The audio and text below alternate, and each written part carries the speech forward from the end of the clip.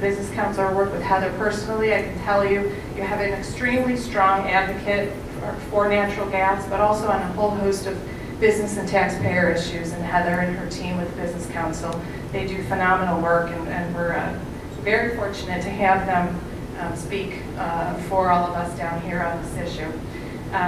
Heather became president and CEO of the Business Council in January 2012. Heather joined the Business Council in 2007 when she was named Vice President of Government Affairs. In this position, she worked to drive the organization's pro-jobs agenda. Prior to joining the Business Council, Heather was a consultant and lobbyist for Powers & Company, where she advised clients on a range of state and federal government relations issues. While she was there, Heather finished the Javits Center expansion and the new Yankee Stadium park. Before joining Powers & Company, Heather served as an assistant counsel to the New York State Senate Majority, working on a range of issues including economic development, budget reform, and consumer protection. She also worked for the Assembly Majority for several years, serving as a legislative aide and counsel to the Racing and Wagering Committee. Additionally, Heather served as special counsel in the State Attorney General's office, where her responsibilities included coordinating activities between the bureaus in the Attorney General's office and the state legislature and the governors. Quite a task, I'm sure. She also worked in private practice as one of the founding partners of a law firm and as chief public defender in Rensselaer County, being the first female appointed to that position. So a couple firsts here today. Heather was recently appointed by Governor Andrew Cuomo to serve on the Chairman's Committee for the Regional Economic Development Councils and the High Volume Hydraulic Fracturing Advisory Panel. She was born in Tunisia, at which time her parents were volunteers in the Peace Corps. They later worked as public school teachers when her family moved to Syracuse, New York. Heather originally attended the University of North Carolina at Chapel Hill as a 16-year-old and then transferred to the State University of New York at Binghamton, where she received her undergraduate degree. After an internship with a Syracuse-based assembly member, Heather attended Albany Law School, where she earned her JD. So, Heather, thank you so much for traveling down today, and let's welcome Heather Burchett.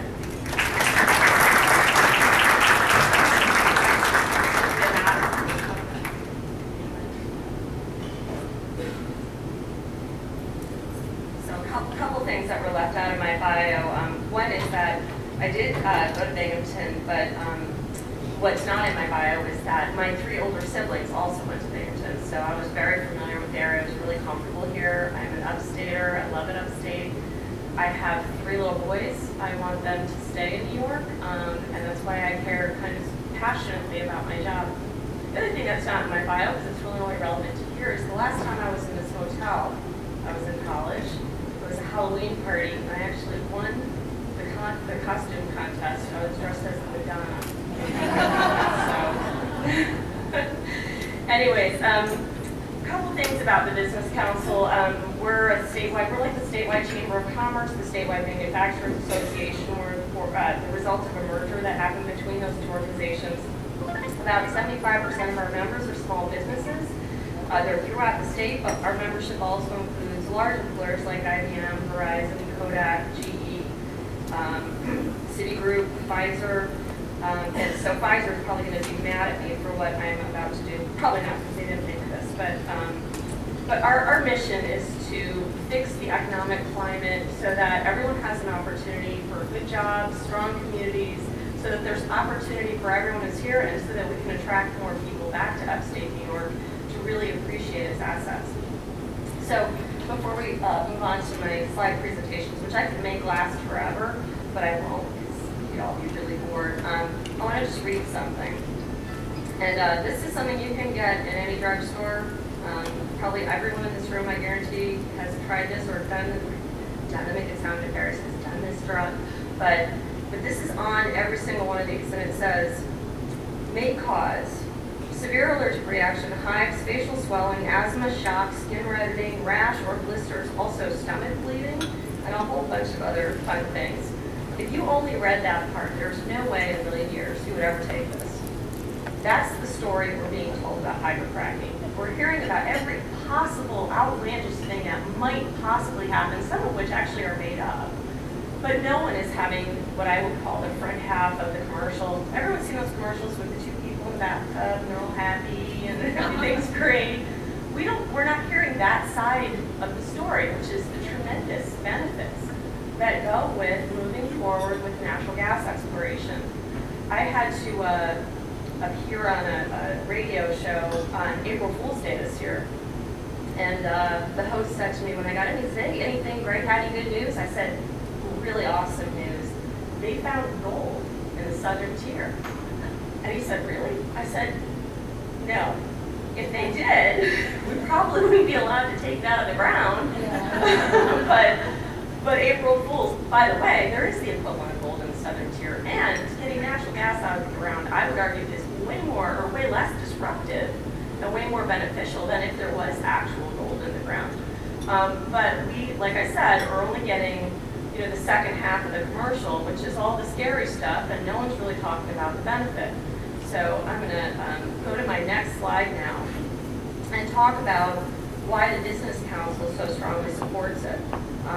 The Business Council has a research arm called the Public Policy Institute.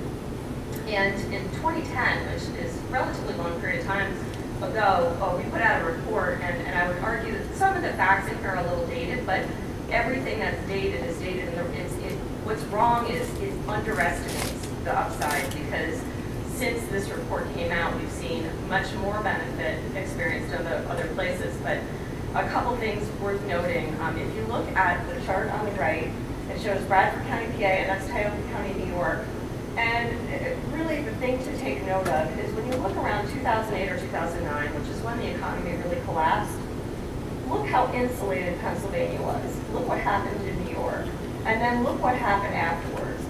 Huge, huge private sector employment growth in Pennsylvania. Huge decline in New York. My first year at the Business Council, this is before I had media training. I did media training, you wouldn't know it because I just go off point all the time, but one thing I learned in media training is no one pays any attention to what you say after the first 2 minutes, so I can say whatever I want now pretty much, and no one's going to remember it. But one of the first interviews I did, it was about the loss of population in upstate New York. Upstate New York, in a period of a decade, lost 200,000 people, which is about the equivalent of the city of Syracuse when I lived there. It's a whole city of people getting up and leaving the state. And so I was doing this interview, and the guy said, "Well, why do you think all these people left the state?" It's because people go where jobs are. That's what happens. Our unemployment rate, if you look at upstate, is high. It's not good, but it should be higher than it is. The only reason it's not higher than it is because people have left. If everyone was here, everyone that was here at the start of the recession was still here, our unemployment rate would be even higher. Contrast that to Pennsylvania. Contrast that to North Dakota. After the recession, they recovered and then some. Pennsylvania gained 4,355 jobs from 2009 to 2010. New York, in the oil and gas industry, gained 42 jobs, 42 versus 4,000. The average wage in this industry, and this is 2010 numbers, it's higher than this now, $79,000 plus. That's the average. These are high-paying jobs, and that number, $79,000, is double what the average private sector wages in upstate New York. So anyone who says that these jobs don't matter is out of their mind. These are high-paying jobs. And there's this idea that it's portrayed as these are not jobs for the people here, and I know Uni said that in the interview, and I applaud her for that because that's something that doesn't get talked about enough. I was at a hearing, and an assemblywoman from an area in the southern tier said, well, these aren't going to, the people who live here aren't going to get these jobs. It'll be new people coming in, and we don't want new people coming in. And I wanted to raise my hand and say, why not? New people coming in is good, and why wouldn't the people who live here have this opportunity to work? It's not like one of those sci-fi shows where the aliens come in and they take all this stuff out of the ground and then they leave. I mean, we're talking about stuff that's being used in this country, not by aliens, and it's in a regulated environment. There's no reason why these jobs wouldn't be available to people in the state as well. The last thing I want to reference regarding our report that came out in 2010 is that back then it was estimated that just one well in Owego, New York would generate almost $200,000 a year in local taxes. And And that's $200,000 in new money that can go into road building, that can go into schools, that can go into rebuilding infrastructure that has really fallen to pieces, especially since the recession. And so if we could go to the next slide. Karen already referenced this, but this is a report that came out last week, and it's the United States Bureau of Economic Analysis. So I think they probably, I don't know who that is exactly, but I think they're probably legitimate numbers because it's the United States government and their job is to analyze economics. But the thing that is startling about this is that, number one, North Dakota, if you look, 13.4% increase in their gross domestic product, highest in the country. That is 100% because of energy exploration policy. On top of that, it has really put the United States on track to become the world's top energy producer within 5 years. Ask yourselves, 10 years ago, was it conceivable that we would have the opportunity to be off of foreign oil, to be independent in terms of energy as a country? And ask yourself how important that is, because a lot of our international conflicts are related to energy. They're related to energy policy. We are spending a lot of resources in the United States protecting our dependence on foreign oil.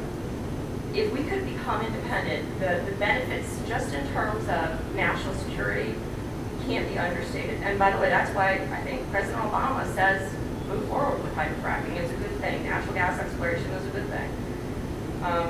Why is this relevant to women? You know, other than the fact that I have 3 kids and I'm a woman and I want my kids to stay in the state. If you look at North Dakota and you look at the experience there and how many people, raise your hand, would have been jealous of North Dakota 10 years ago, or Canada for that matter. In North Dakota, salaries for women employed full-time jumps 22% in a 5-year period. And by the way, if you compare that to men, who are primarily the guys working right on the rigs or right in the oil fields, they only saw a 14% increase in salary. The reason for that is, I think, primarily because there's such a need for growth in the service sector. It's not just the one job that's created in the field. It's all the related industries that come with it. It's more hotel rooms, you know, more daycares, more any kind of service industry that you can imagine. And the salary increase is something that it really can't be understated because you know, there's a lot of conversation right now about women's inequality and not being paid the same rate as men. If you have job pressure, if you have low unemployment like you have in North Dakota, which is the lowest in the country, it's under 3%, that increases wages because you need to pay people more to fill those positions, so it benefits everyone. Next slide. I got to speak to the American Chemistry Council a couple weeks ago about the benefits of hydrofracking to the chemical industry. And the chemical industry is an industry that, and coming from Syracuse, people have a negative view of, you say the chemical industry. You should say pharmaceutical, bio, life science. You can make it sound really nice. They're great jobs. They're very important. You know, without this industry and the strength of this industry, we wouldn't have just the amazing opportunities that we have now in terms of, you know, people who have arthritis can actually function, they can move, we can live our lives in ways that 15, 20 years ago we couldn't because of advances in these industries. And this is an industry that has been struggling in the United States in the last couple of years. 5 years ago, it was an industry in decline. These jobs were moving outside of the country. Again, these are very high-paying jobs. And U.S. companies are reinvesting in the United States because of the opportunity that these companies have in hydrofracking. New York stands to benefit greatly from this if we can move forward. We have a rich history in pharmaceuticals and life sciences, and we can still resurrect these resources. There are a lot of people who used to work for some of the chemical companies up in Syracuse, in the Albany area, who I think would be more than happy to be back in the industry, back working. And so this is a huge opportunity for us. And the job growth numbers are up on the slide, but it can't be understated, the importance of moving forward and the many opportunities that are presented.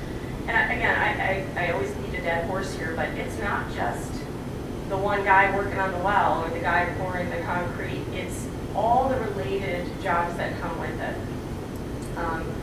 So that's another area where it presents a huge opportunity. So the next slide is actually sort of just a restatement of everything that I just covered. And it also, the notes I have here kind of go to a couple facts that are relevant to it. There's no question that hydrofracking and drilling will create jobs and revenue. There's a lack of understanding in the general population as to what it means. I mean, a lot of people don't realize that there's been gas drilling in New York for a long time. Very rich history of gas drilling. And it has never occurred in New York City. Just traditionally, that's not where it happens. It happens in rural areas. It benefits the whole state. It benefits every person who uses natural gas as a source of energy. And if we were to move forward, I think it means we will have more natural gas infrastructure. And sort of an aside here, but I live on a farm, and I had to get up this morning at 7 and feed my horses and my chickens. But I'm always happy in the summer when I get up because my oil furnace is not going. Anyone's got oil heat knows it's really expensive. I don't have gas. I want natural gas in my house. And until a couple years ago, there was this huge support in the environmental community to get on natural gas. Why? Because it's cleaner. It's good for the environment. It's better for the environment than burning oil. It's also cheaper. It's also, the transportation needs are very different. There's existing infrastructure through much of the state for it. But now it's unpopular.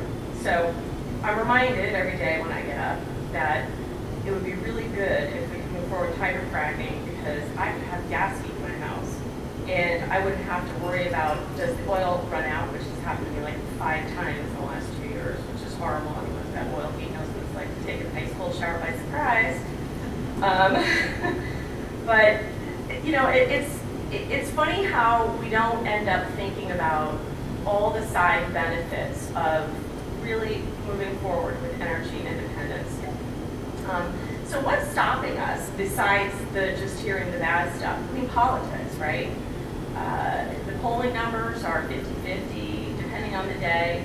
And so if we go to the next slide, we'll show you the guilty parties. So that's the Capitol. And there's some kind of animation here. I don't have to push again and it'll come in, but there we go. I don't know how to use these selections. Keep pushing. There's 4 of them. So here's legislative leadership in Albany. The legislative and the governor, I would note that none of these guys are from upstate New York. So the speaker who's in charge of the assembly is very reliant on the New York City point of view. And majority leader in the Senate, Dean Scalos, is from Long Island. I would say he's not necessarily a guilty party here because the Senate Republicans have said that they support moving forward with hydrofracking. But we've got the rest of the leadership, Governor Cuomo, who is on the fence, and then you've got Jeff Klein, who's also from downstate.